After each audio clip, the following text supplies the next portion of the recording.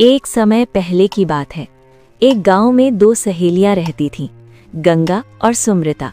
सुमृता बहुत ही सुंदर थी, इस वजह से उसका विवाह एक अमीर घर में हो गया। और गंगा थोड़ी कम सुंदर थी और कम पढ़ी लिखी थी, इस वजह से उसका विवाह एक लोहार के साथ हुआ। तुम ठीक से देखती नहीं हो क्या? सारा घर गंदा पड़ा है और तुम यहाँ आंगन में झाड़ू भी नहीं लगा रही हो, बस इधर उधर टहल रही हो। अच्छे से झाड़ू करो, वरना कल को तुम्हारी जगह कोई और नौकरानी रख लूंगी। मालकिन, श्यामा के जैसा ऐसा जुल्म मत कीजिएगा। मैं यहाँ से सफाई करने के बाद सारा घर साफ कर दूंगी। क्षमा कर दीजिए मालकिन। हाँ हाँ, आ ही गई ना अपनी औकात पर।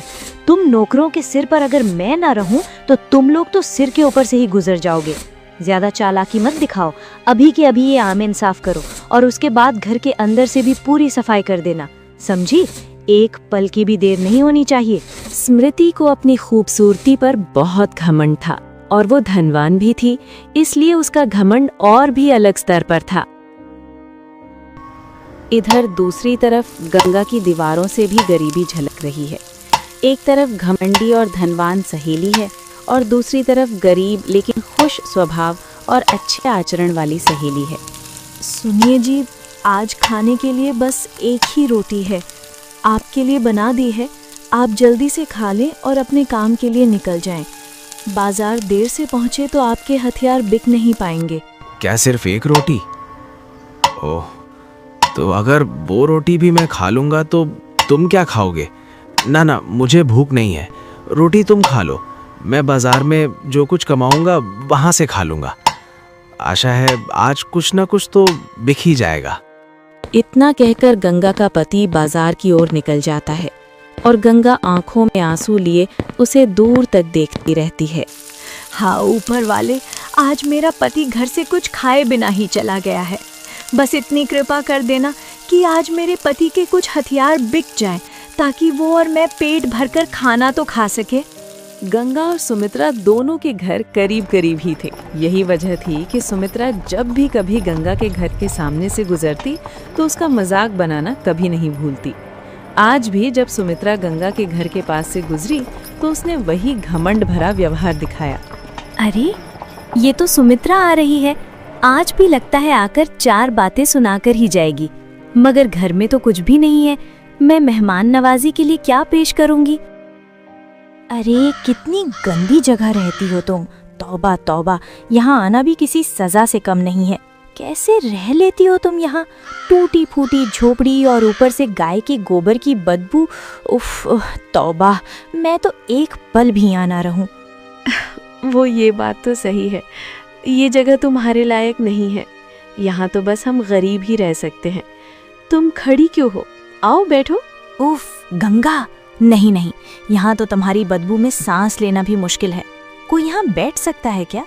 ऊपर से ये टूटी फूटी झोपड़ी। उफ तौबा, हम दोनों एक साथ पले बड़े थे और आज देखो, कहाँ तुम्हारा भाग्य और कहाँ मेरा। सब किस्मत का खेल है। अब ऊपर वाले ने मेरे भाग्य में जो भी लिखा है उसे काटना तो पड़ेगा ही।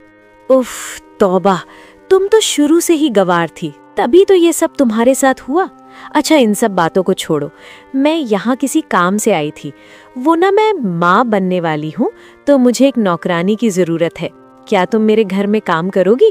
मैं तुम्हें अच्छी पगार दूंगी। ये तो बहुत अच्छी खबर है, मैं भी माँ बनने वाली हूँ। ठीक है रीति, तुम्हें अगर काम में मदद की जरूरत होगी तो मैं अपने पति से पूछकर तुम्हें बता दूंगी।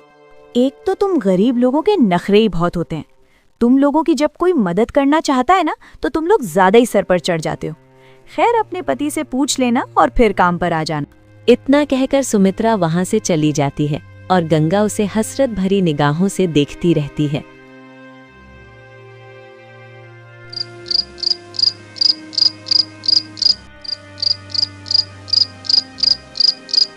शाम को जब गंगा का पति घर आता है तो गंगा अपने पति को बताती है। सुनिए जी, आपसे कुछ महत्वपूर्ण विषय पर बात करनी थी। आज सुमृति मेरी सहेली हमारे घर आई थी। अच्छा, कौन सी? वही तुम्हारी अमीर सहेली जो इस गांव के कलेक्टर की पत्नी है? तुम उसी की बात कर रही हो ना, जिसके आगे पूरा गांव सिर झुकाकर चलता है? हाँ वही। दरअसल बात यह है कि वो आज हमारे घर किसी काम से आई थी। क्या बात कर रहे हो? हम जैसे गरीब लोगों के घर अमीरों को क्या काम पर जाना है? वो चाहती है कि मैं उसके घर काम करूं, जैसे झाड़ू पोछा बर्तन। कह रही थी कि बहुत अच्छी पगार भी दूंगी। सुनिए ना जी, मैं क्या कहती हूँ, आप कहो तो मैं अगर अपनी सहेली के घर काम कर लूंगी तो आपके हाथ बटा लूंगी और कुछ पैसे आ जाएंगे। घर में तो हम भी अच्छा खाना खा सकेंगे। गंगा, अब तुम दूसरों के घरों में काम करोगी? क्या मैं सच में मर गया हूं? मेरे जीते जी तुम्हें किसी के सामने हाथ फैलाने की जरूरत नहीं है। तुम जानती हो वो सहेली हर पल तुम्हें नीचा दिखाती है, ताना मारती है, तुम्हारे दुख पर हंसती है। जरा सोचो, उसके घर में तुम्हारे साथ क्या क्या करेगी। हर कदम पर अपमान, हर बात पर जिल्लत। मैं ये सहन नहीं कर सकता।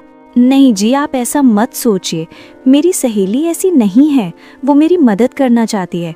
उसने खुद कहा है कि वो अच्छी पगार देगी। अगर मैं उसके घर काम कर लूंगी तो आपके हाथ भी बट जाएंगे और घर की हालत भी थोड़ी संभल जाएगी। मैं किसी के आगे झुकने नहीं जा रही, बस अपने घर के लिए कर रही हूँ। ठीक है गंगा, अगर तुम्हारा मन यही कहता है तो मैं मना नहीं करूँगा। अगर वो सच में मदद करना चाहती है और तुम्हें सम्मान के साथ रखेगी तो तुम वहाँ काम कर सकती हो। लेकिन एक बात याद रखना, अपना मान सम्मान सबसे ऊपर है। अगर जरा भी अपमान हुआ तो तुरंत वापस आ जाना।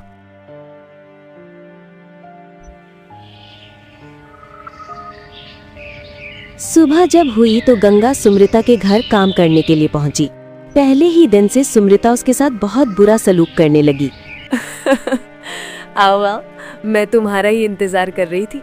मुझे मालूम था तुम्हारा पति जब अच्छी पगार की बात सुनेगा तो तुम्हें किसी के घर नौकरानी बनने से नहीं रोकेगा। मजाक कर रही हूँ। ऐसी कोई बात नहीं है, मैं तो तुम्हारी मदद करने के लिए आई हूँ। तुम मुझे काम बता दो, क्या क्या काम करना है। सुमी सारा दिन उससे काम करवाती रही। पूरा घर साफ करवाया, आंगन साफ करवाया और फिर उस पर चिल्लाने लगी। तुम अभी तक बस आंगन की सफाई में ही लगी हो, घर के सारे कमरों की सफाई तो तुमने की ही नहीं है। देखो गंगा, जरा दिमाग में साफ रखो, तुम यहाँ मेरी सहेली बनकर नहीं बल्कि नौकरानी बनकर आई हो, समझी? काम ढंग से और अच्छे से करो, वरना कल से यहाँ आने की कोई जरूरत नहीं है। सुमो, मुझसे कोई गलती हुई है क्या? मैंने तो पूरे घर की सफाई अच्छे से कर दी है और खाना भी बना दिया है। फिर भी अगर कुछ कमी रह गई हो तो साफ साफ बता दो। यूँ बिना बात के मुझ पे गुस्सा क्यों कर रही हो? वाह वाह, क्या बात है गंगा। एक तो मैंने तुम पर एहसान किया है, तुम्हें अपने घर में काम पर रखा है, और ऊपर से तुम मेरे सामने जबान दराजी कर रही हो। जानती हो ना मैं कौन हूँ? मैं तुम्हारी वो सहेली नहीं हूँ, मैं इस गांव के कलेक्टर की पत्नी हूँ। समझ लो, मेरे साथ जबान दराजी मत करना। मैं माफी चाहती हूँ मालकिन, आज से मैं पूरा ख्याल रखूंगी। मुझे समझ आ गया है कि मैं यहाँ आपकी सहेली नहीं बल्कि नौकरानी हूँ। अब से कोई गलती नहीं होगी। हाँ, ठीक है, समझ आ गया है तो अच्छा है। अच्छा सुनो, मैंने कुछ बचा हुआ खाना दरवाजे के बाहर रख दिया है, ले जाना, तुम्हारे और तुम्हारे पति के काम आ जाएगा। वो क्या है ना, हमारे घर में बासी खाना नहीं खाया जाता, फेंकने से बेहतर है तुम ले जाओ। जी मालकिन, आपका बहुत बहुत धन्यवाद। अगर आज की पगार भी मिल जाती तो बड़ी मेहरबानी होती। घर में आज चूल्हा जल जाता और मेरे पति को भी थोड़ा सुकून मिल जाता। आज की चीज के पगार? आज तो तुमने ठीक से काम ही नहीं किया। अच्छा चलो, ये देंगे पगार, कल ले जाना। आज बचा हुआ खाना ले जाना बस। जी मालकिन, जैसा आपको ठीक लगे। इसी तरह समय बीतता गया। गंगा कभी खाना तो कभी पगार लेकर अपने घर जाती रही। थोड़ा हाल सुधरता गया। सुमी गंगा को हर रोज बहुत जलील करती, उसे नीचा दिखाती। और फिर एक दिन, हाय रे गंगा, ये क्या हो गया? अरे सत्यानाश हो गया, ये तो लड़की पैदा हो गई। तूने तो मेरी सारी उम्मीदों पे पानी फेर दिया। अब बता, इस लड़की का क्या करेंगी? क्या इसे भी अपनी तरह घर घर नौकरी करवाएगी? हाय राम, मुझे तो ये आस थी कि लड़का होगा, मेरे बुढ़ापे का सहारा बनेगा, मेरा नाम रोशन करेगा, लेकिन तूने तो किस्मत ही पलट दी। ये सुन सुनकर गंगा पर मानो कयामत टूट पड़ी थी। गंगा की सास ने पूरा घर उठाकर अपने सिर पर रख लिया था और दूसरी तरफ सुमी के घर में बेटे का जन्म हुआ। सारा घर सजाया गया। चारों तरफ खुशियों और रोशनी का ऐसा समा था कि जैसे सारी दुनिया जश्न में डूब गई हो। बच्चा सभी की दुआओं और आशीर्वादों के साथ सुमी को सौंपी बड़ा हुआ था और मानो पूरी दुनिया दो उलझी तकदीरों का तमाशा देख रही हो। एक तरफ गंगा की तबाही, दूसरी तरफ सुमी की खुशियों का महाकुंभ। सुमी, मैं आज बहुत खुश हूँ। आज हम पूरे गांव में दान धर्म का ऐसा आयोजन करेंगे कि हर कोई खुशी और उत्साह से झूम उठेगा। ऐसा ही किया गया।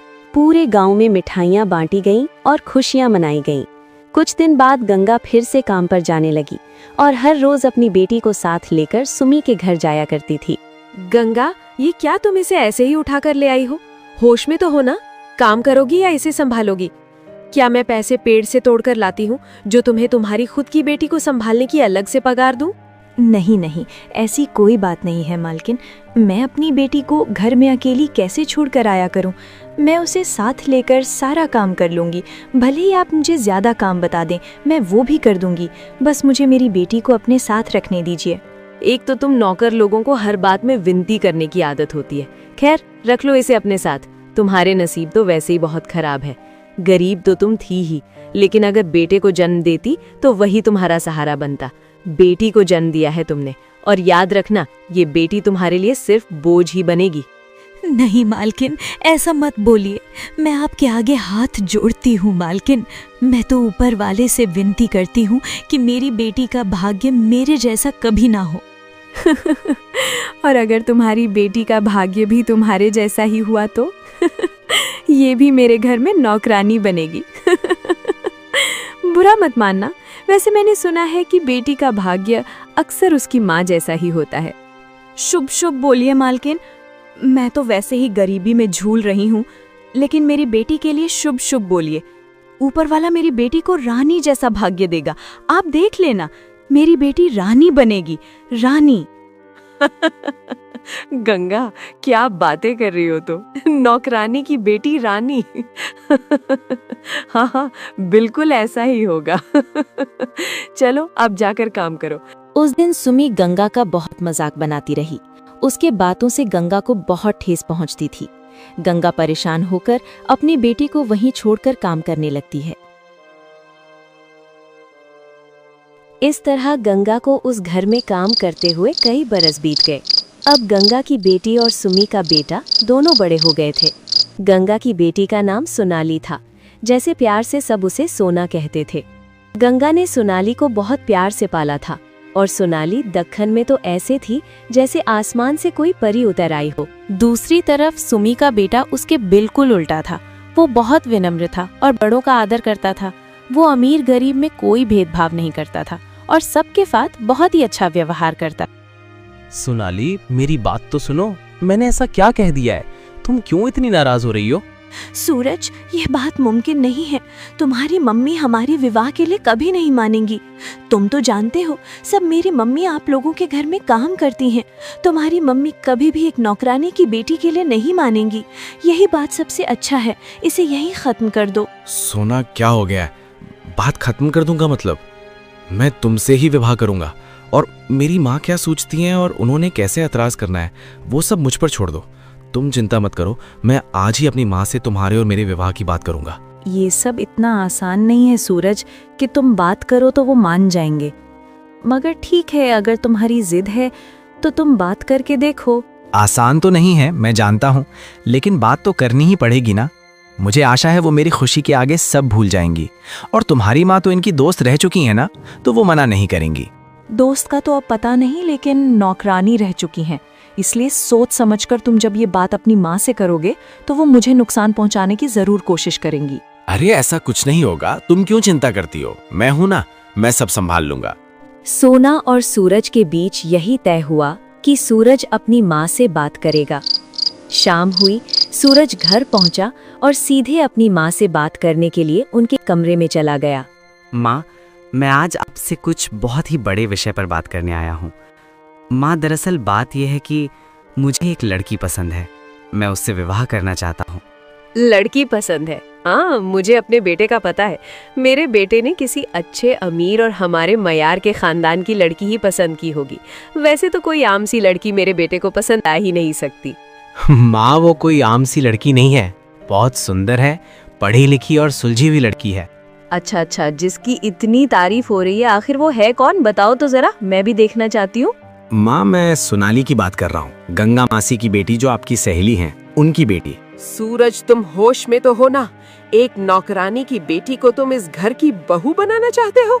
ऐसा कभी नहीं हो सकता, मेरे मरने के बाद भी नहीं। ये ख्याल अपने जहन से निकाल दो। माँ, वो मुझे पसंद है, मैं उससे विवाह करना चाहता हूँ। और एक बात आप गांठ बांध कर रख लीजिए, मैं विवाह सिर्फ सोना से ही करूंगा, वरना किसी से भी नहीं। होश में आओ सूरज, तुम्हारे पिताजी भी इस बात के लिए कभी नहीं मानेंगे। क्यों जिद कर रहे हो? ये मुमकिन नहीं है। सब मुमकिन है माँ, जब मैं राजी हूँ तो आपको क्या मसला है? मैं तुम्हारी माँ हूँ, मैं जानती हूँ वो लड़की तुम्हारे लिए सही नहीं है। वो अच्छे चरित्र की मालिक नहीं है, उसे भूल जाओ। अच्छे चरित्र की मालिक नहीं है माँ, ये आप किस आधार पर कह रही हैं? मैं उससे आपसे ज्यादा अच्छी तरह जानता हूँ, वो बहुत अच्छी है। बस बात यह है कि वो आपके स्टेटस की नहीं है, बस उसमें आपको यही एक बुराई नजर आती है। अरे ये लड़का हमें डुबो कर ही मानेगा क्या? तुम्हें बात समझ में नहीं आ रही है? वो लड़की इस घर की बहू नहीं बन सकती। मैं किसी भी कीमत पर एक नौकरानी की बेटी को इस घर की बहू बनाकर नहीं लाऊंगी। तो ये आपका आखिरी फैसला है माँ? आप मुझसे हाथ धो बैठेंगी? आप क्यों नहीं समझ रही हैं? मुझे अब इस बारे में कोई बात नहीं करनी। तुमने अगर अब इस पर कोई बात की तो तुम मेरा मरा हुआ मुंह देखोगे। यहाँ सब सुनकर सूरज चुपचाप यहाँ से चला जाता है। उसके दिल में भारी निराशा थी और अब उसे पूरा यकीन हो गया था कि उसकी माँ इस रिश्ते के लिए कभी सहमत नहीं होंगी। अगली सुबह गंगा हर रोज की तरह किसी बात से अनजान सुमी के घर काम के लिए पहुंचती है। सुमी घर के बाहर गंगा का पहले से इंतजार कर रही थी। ए नमक हराम नौकरानी, तुम्हारा ही इंतजार था। मैंने तुम पर एहसान किया, तुम्हें अपने घर में काम दिया और तुम अपनी बेटी को इस घर की मालकिन बनाने के ख्वाब देख रही हो? भूल गई हो क्या अपनी औकात? सुम्मी, मुझसे कोई गलती हो गई है या तुम ऐसे चिल्ला रही हो? मुझे तो कुछ समझ में नहीं आ रहा। अरे जा नाटकी औरत, मेरे बेटे को फंसाकर तुम दोनों माँ बेटी क्या समझ रही हो? मुझे कुछ नहीं पता और मैं एक नौकरानी की बेटी को इस हवेली की बहू बनाऊंगी? जाओ और जाकर अपनी बेटी से कह देना कि अपनी औकात मत भूलो। वो मेरी दी हुई रोटी के टुकड़ों पर पली है। वो इस घर की नौकरानी की बेटी है, इस घर की बहू नहीं बन सकती, समझी? तौबा तौबा सुमी, आज तक मैं तुम्हारे सारे अपमान सहती रही, लेकिन आज तुम अपने अहंकार में सब कुछ भूल बैठी हो। सुमी, इतना घमंड अच्छा नहीं होता। वे दोनों एक दूसरे को पसंद करते हैं, ये बात तुम मुझे बता रही हो? मुझे तो इस बात का जरा भी ज्ञान नहीं था। अरे नाटकी माँ बेटी, तुम अच्छी तरह जानती हो यहाँ नाटक कर रही हो। मुझे ज्ञान नहीं था तो अब हो गया है। अब अपनी औकात पर आओ और अपनी बेटी से कह देना कि उसकी औकात मेरे घर में एक नौकरानी की है, बहू की नहीं। बस सुमित्रा, बस, अब और नहीं। मेरी बेटी के लिए रिश्तों की कोई कमी नहीं है कि उसे तुम्हारे घर जबरदस्ती ब्याह दिया जाए। तुमने मेरा बहुत अपमान किया है। तुम्हारा ये अहंकार तुम्हें ले डूबेगा, याद रखना। जब कोई बहुत ज्यादा हवा में उड़ने लगता है तो समझ लेना कि उसका बुरा वक्त शुरू हो गया है, और अब लगता है तुम्हारा भी बुरा वक्त आने वाला है।